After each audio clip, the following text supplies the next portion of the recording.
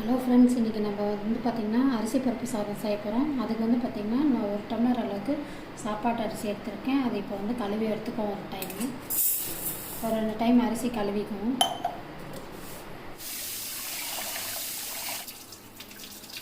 இப்போ பார்த்திங்கன்னா நான் அரிசி 2 டைம் கழுவி எடுத்திருக்கேன். அதனால் பார்த்திங்கன்னா நிறையா தூசு இருக்கும் அப்படின்றதுக்காக.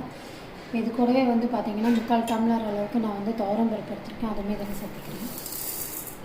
இப்போ இதையுமே பார்த்திங்கன்னா ஒரு டைம் கழுவிட்டு நல்லா தண்ணி ஊற்றி நம்ம ஊற வச்சு எடுத்துக்குவோம். பார்த்திங்கன்னா அரிசி பருப்புலாம் பார்த்திங்கன்னா நல்லா கழுவி எடுத்தாச்சு. இது இப்படியே பார்த்திங்கன்னா கொஞ்சம் நேரம் ஊறட்டும். ஊறின வாட்டி நம்ம சாதம் எப்படி செய்யணும்னு பார்க்கணும். ஏன்னா நம்ம உப்பு பருப்பு சாதத்துக்கு தாளிச்சுக்கணும். அதுக்கு பார்த்திங்கன்னா நான் குக்கர் வச்சுருக்கேன். குக்கரில் கொஞ்சமாக நம்ம எண்ணெய் சேர்த்துக்குவோம். எண்ணெய் கொஞ்சம் நிறையாவே இருக்கணும். எண்ணெய் நல்லா காஞ்சி வந்துருச்சு. 1 ஸ்பூன் அளவுக்கு நம்ம ஜீரகம் சேர்த்துக்குவோம். கூடவே பார்த்திங்கன்னா தட்டி வச்ச ஒரு கட்டி பூண்டும் கொஞ்சமாக வரமிளகாய், கருவேப்பிலை, இது 3யுமே எண்ணெயில் சேர்த்துக்குவோம்.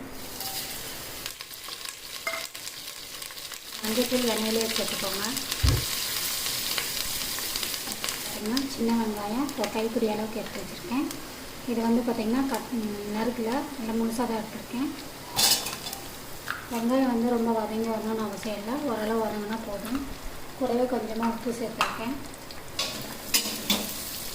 வெங்காயம் ஓரளவு வதங்கிடுச்சு. இப்போ இந்த டைமில் 5 தக்காளி, மீடியம் சைஸ் தக்காளி கட் பண்ணியிருக்கேன். கொஞ்சமாக கொத்தமல்லி இலை, இது 2மே சேர்த்துக்கிறேன். இப்போ பார்த்திங்கன்னா போட்ட தக்காளி நல்லா பார்த்திங்கன்னா நல்லா மசிஞ்சு வந்துடுச்சு. இந்த டைமில் பார்த்திங்கன்னா நம்ம அரிசியும் பருப்பும் ஊற வச்சிடணும். அந்த தண்ணி பார்த்திங்கன்னா நல்லா வடிச்சிட்டேன். இதில் சேர்த்துக்கணும். இப்போ பார்த்திங்கன்னா இந்த அரிசியும் பருப்பும் நல்லா கலந்துக்குவேன். இப்போ கலந்தாச்சு. இந்த டைமில் பார்த்திங்கன்னா நான் அளந்து வச்சுருக்கேன் தண்ணி. 1 டம்ளர் அரிசி 3/4 டம்ளர் அளவுக்கு பருப்பு எடுத்துருக்கோம். அதுக்கு நான் 5 டம்ளர் அளவுக்கு தண்ணி எடுத்துருக்கேன். நான் இந்த சாதம் குறைவாக தான் செய்ய போகிறேன்.